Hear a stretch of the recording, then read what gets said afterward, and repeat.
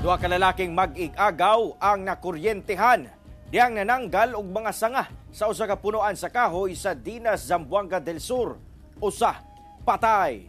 Naglingkod na sa yuta kining usa ka lalaki human nahulog sa punuan sa Makopa sa Purok 5 Barangay Ligardo sa Dinas, Zamboanga del Sur banda alas 10 Miyerkules sa buntag. Samtang kaubanan ni ining lalaki nagbitay pa sa punuan.